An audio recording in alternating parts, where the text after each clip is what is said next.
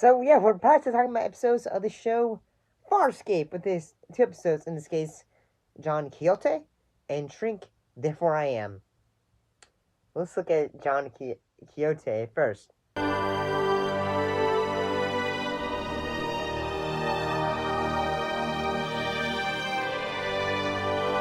So how weird can things get when trapped in a game based on John Crichton's exploits? In that, like, yes, um, um,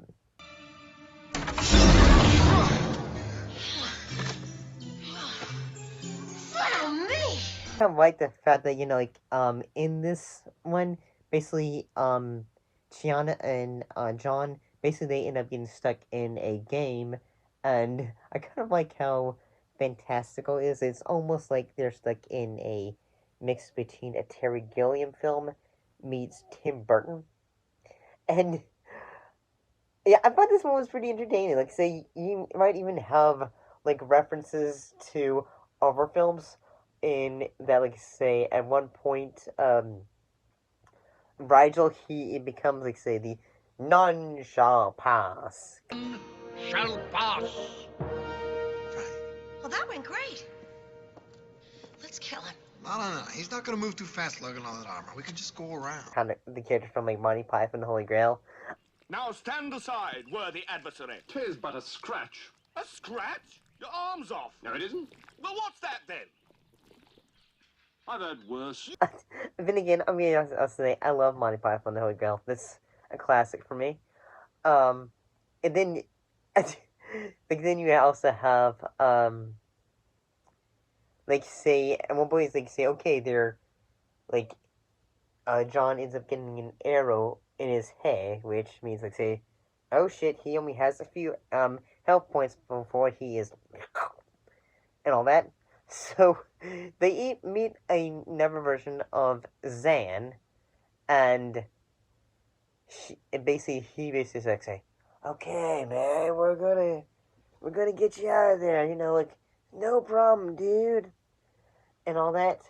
And when they basically say, now here, drink some of my boob milk, like, when he tries to give John, like, say, some antidote, which is from his.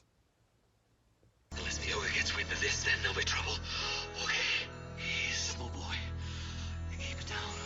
Keep it down.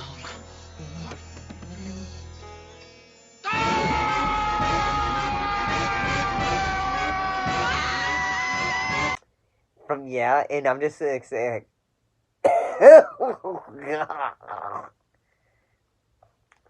and I do like how, like, say, afterwards, like, say, the episode becomes a bit trippy. But then again, this episode's trippy. Like, like, say, it becomes fantastical because, like, say, the objective when they're in this world is to save the princess. And the princess, in this case, is Aaron's son, but she has a blonde wig on, and I'm just like, say, oh my gosh. Oh my gosh. Oh, don't be like that. You must be parched from coming all this way. I only want Chiana. Oh, now. We both know that's not true. The actors from the show seem to be having a lot of fun in this episode. This is one of those episodes where it seems like, say, the cast, and as well as the writing crew and production crew, it seems like they were like, say, hey, let's make one of those a fun episode this time, and all that. And, like, see, I do like the makeup they give on Scorpius, where he has, like, a long nose, like, see, Oh, come on, Harvey, stop fighting like a girl. Pinocchio or something like that. But why this is going on, though, Scorpius, he has got out, and suddenly, like, things aren't going well, and that suddenly the game world seems to be becoming real. And so they're having to try to get him out of there and all that. So what they end up happening is they start to fight back in the game and all that. Like, they run over Rigel with a van at one point. But they end up, like, getting to the final boss mode and fighting both Stark Scorpius, and a big axe wielding dude. While like Princess Aaron is like saying commentary in the background.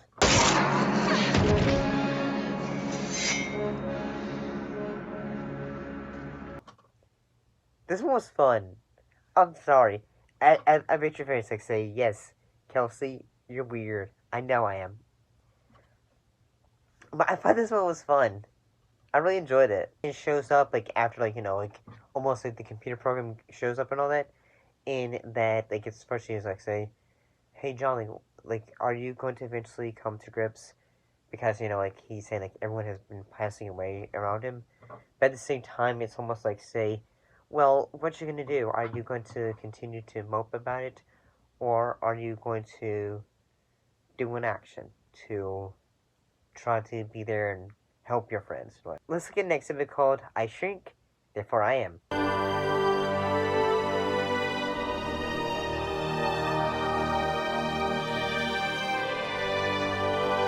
John Crichton and Norati return to Moya to find the crew in the hands of bounty hunters. Crichton must team up with Scorpius to fight them off before the Scarens arrive. So in this episode, they have the, like a Scaren that is like using a very big, weird helmet. I kind of like it. I kind of like the design for it. And throughout, like... It's too vulnerable. No! We'll draw him out. Bring him to us. Search this tier. Say, they have like say, okay, we need to fight these guys, but everyone's gonna say, and then they end up getting shrunk down, like it suddenly, like an episode turns into an episode, like into the film, Honey, I Shrunk the Kids.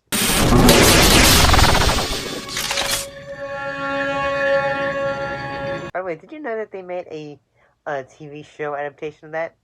And all that? I bet you... I watched that, too. But, yeah, I kind of... I liked, at times, this episode. It wasn't too bad. I kind of prefer the previous one, most because it was kind of more a fantastical one. And, like, there's the sequence in which, like, like, John's using a bazooka to kill one of these guys. I'd like say, John... This is overkill. Like, wait until you get to Doctor Who, then use that thing. Oh, yeah, Rounder was in an episode of Doctor Who, which was an Old West episode. At times I thought this episode was entertaining. Eventually, say, there is a big fight sequence where, John is shrinking himself, and the bad guy shrinking him, and all that. That little fight sequence was Hear it. Not like the horse faces I'm used to. You'll soon be meeting more of me. Let me see you.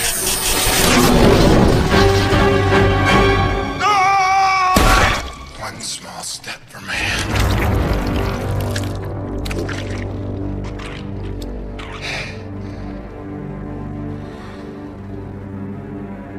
¿Dónde está la cucaracha? Kind of funny. At least I think so. I mean, I enjoyed it. This one wasn't too bad, but it has its little flaws. But not a bad episode. Not too bad. See ya.